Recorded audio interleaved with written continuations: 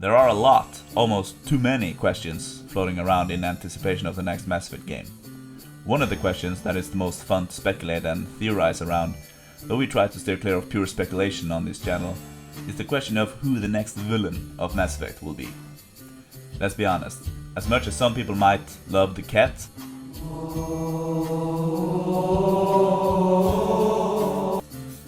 they can't really hold a candle to the Geth, Cerberus or the Reapers, at least as of just yet. Who knows, after a few games with more screen time.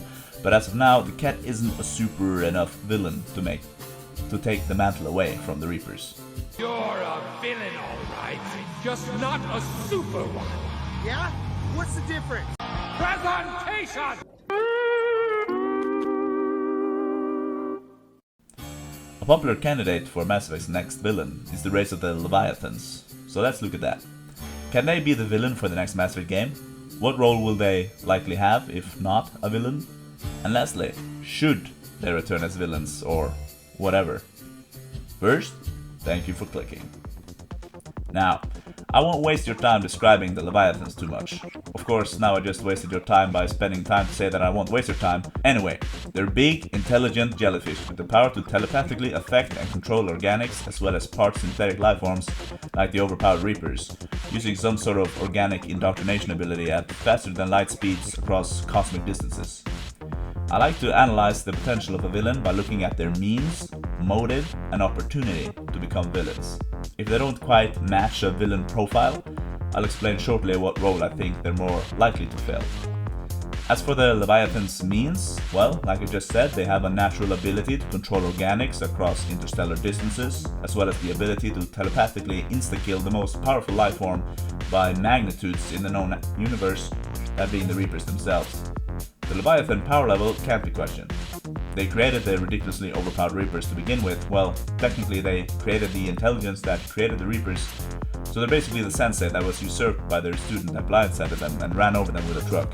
But as soon as the Reapers came to play on their porch, we all saw who could roundhouse kick the hardest. So each individual Leviathan is more powerful than the Reapers, but they were outnumbered by the Reapers, somehow. I imagine this being like a Hearts of Iron 4 coup, suddenly 90% of divisions in my communist channel want to bring back the monarchy of the Kalmar Union or something like that. But that's the problem. The Leviathans were nearly extinct, so their numbers are, to all of our knowledge, very small. That is, unless some are frozen in stasis somewhere, similar to the Protheans or on Ilos or Eden Prime, or even hiding on other worlds. From what we know though, they are few but powerful. They clearly have powerful means at their disposal for Galactic Conquest, but the efficiency of their means would be modified by their opportunity for conquest. I'm referring to their numbers as well as the galactic situation in the Milky Way post Mass Effect 3. If they were to attempt a galactic takeover, they would be wise to move quickly, in my opinion, as I think that a rebuilt galaxy with Turians, Krogans, Batarians, humans, etc. would be able to drive them to extinction relatively easily, like the Rachni almost were in the Rachni Wars or the Krogan in the Krogan Rebellions. Though I suppose they could spend centuries indoctrinating and controlling the Milky Way races to boost their odds, but why do that when it's much easier to just engage immediately when they're weakened? Unless of course they aren't as powerful as they seem and they need to multiply their numbers before the final takeover or something like that. If they want to have a real shot at dominance, in my opinion, they need to move immediately while the galaxy is war-torn, isolated and weakened. So depending on the time scale at play, if the game is set early after Mass Effect 3 or long after Mass Effect 3, the means and opportunity for the Leviathans to take over the galaxy are respectively good in the early game or more slim in the long game. As for their motive, the Leviathan representative in the Mass Effect 3 DLC make it very clear that they're another bunch of space racists, referring to the non-Leviathan people as lesser species. The representative doesn't respect us very much and claims that the Leviathans are the only ones to deserve to rule the galaxy as the apex species. And they want to rule it alone, not by sharing power like the traditional council power model. I think I have a fairly good idea of what nation that the Leviathan representative mains in the Hearts of Iron 4 game. Side note, yes, I've recently discovered Hearts of Iron 4, and yes, that game is the reason there's been a content drought from my side lately. You may have noticed I insist on referring to the Leviathan we speak to in the DLC as the representative.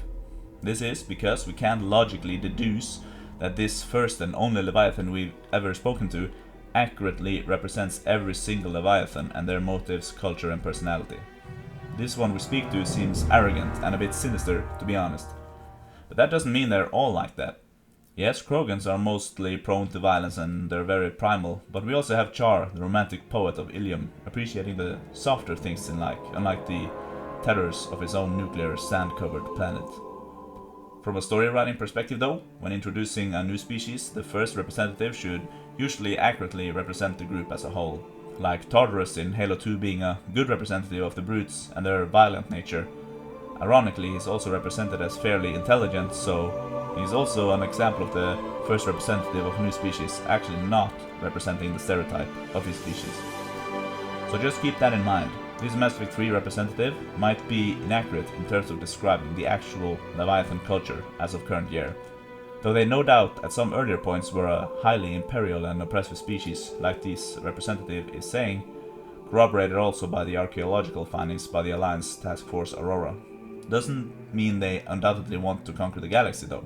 In the dialogue with the Leviathan you can even seemingly make the representative question their own motives, showing they're open to new ideas and doing things differently this time around now that the Reaper oppression is gone. They even follow this philosophical change up by actively contributing to the Reaper War for the first time since their creation, at great personal peril to the last remaining Leviathans. This showed true team spirit and that they, in my eyes, most likely have abandoned their imperial ambitions. Of course, who knows what their children will think and do, especially if the game should time skip centuries ahead. As of immediately after Mass Effect 3 though, I don't think they want to return as villains. I think the most likely option is that they return to their previous lifestyle of hiding out on a hidden planet, being left alone, observing the galaxy, intervening if they should see it necessary. It would fit most with their established MO. They could alternatively help the galaxy actively in the opposite of a villain role, perhaps assisting the Quarians, Krogans, Rachni, etc. in rebuilding their homeworlds. They could also act as a sort of secondary enemy, utilized by the primary big bad enemy. Imagine controlling someone who can control other people. For all we know, the remaining Leviathans could even have been killed off-screen by the Reapers in the time between the DLC and the final mission on Earth. From the story writer perspective, I think they would want to write the Leviathans away, to just hide them away in a dark corner of the universe. That way they don't have to address the massive implications of their power level, but at the same time they're free to bring them back if they need them for the story. Sort of like having a really sus lamp in case your internet breaks down. To summarize my thoughts on the motive of the Leviathans. I don't think they have the motive to reconquer the galaxy. I believe they are reformed good boys. Of course, that might almost equally likely be completely wrong. But to be intellectually honest, the Leviathans do have sufficient means, motive and opportunity, if they act smart, to become villains for the next game. This is easily supported by the lore.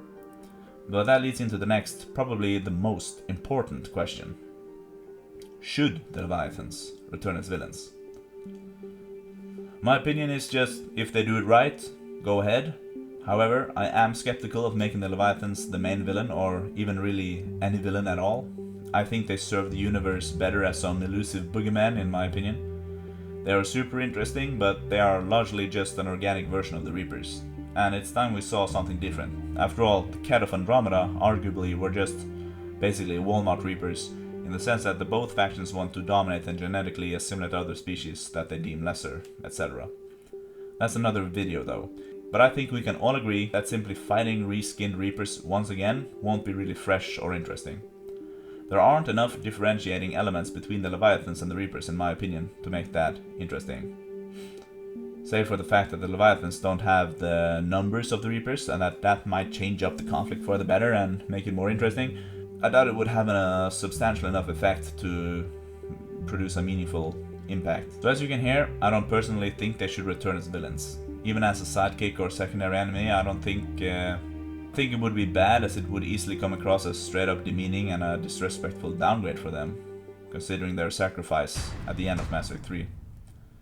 Another big danger in my eyes with the Leviathan has been illustrated by the Halo games. In Halo, the Foreigners are credited with creating the titular Halo rings and have stirred up a lot of mystery in the games, and their connection to the cosmic horror of the Flood contributed to this. Sparse information from Halo 3 terminals, in-game dialogue and environmental storytelling made them seem mysterious and intriguing. When the next studio took over the Halo name and made their first Halo 4, they decided to flesh these Foreigners out, and flesh them out they did, especially in alternative media like books. This was to mixed responses, to say it lightly, and I have since come to appreciate the renewed foreigner mythos, though I had time and still do hold a very special part of my heart dedicated to the OG mythos of them before the newer Halo generation. Either way, we cannot deny that by exploring them in depth, a lot, if not all, of the mystery and intrigue by them was lost. It seems the story writers of the Halo canon might have realized this, since they basically brought back what we used to believe the Foreigners were, with the new race of the so-called precursors. Their names even mean the same thing. It just seemed a bit unnecessary in my eyes, as they could have avoided having to remake the Foreigners, basically, simply by not providing so much information about the Foreigners and removing their mystique. The Leviathans and the Reapers by proxy still have some aura of mystery around them, even though we can get a pretty good image of their philosophy and reasoning through interactions with the Leviathans and the Catalyst.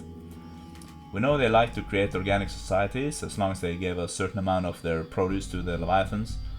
If we delve too deep into the Leviathans though, I fear the remaining mystery will be lost forever. And I love the Reapers too much to want to risk that. Just let sleeping pogs lie. Though to be fair, some people prefer to know as much as possible. And to a degree I myself am like that and can sympathize with that. But I think this is a case of knowing our limits as to what questions we should be wanting answered. I don't want curiosity to kill this cat. To summarize my stance, I don't think the Leviathans should return as villains. They are welcome to return, but more in the style of the Rachni return in Mass Effect 2, preferably with a little more information than that though. I know there's a balance somewhere to be struck. I know some people will be of the completely different opinion here, and that is okay of course. Like I said in the beginning, if BioWare does decide to bring them back as central villainous characters, as long as it's done well and they contribute something good to the story, that is most welcome. We all just want Mass Effect to be good, and to feel like Mass Effect. That is what unites us the most, as fans I think. Please do leave a theory of your own down below, or if you just want to share or comment on something. Remember to destroy that sub button, nuke the comment section, segregate the share button, and shoot down the like button while it's parachuting from a disabled aircraft. We do a little war crime on this channel. Dr. Epic, signing out.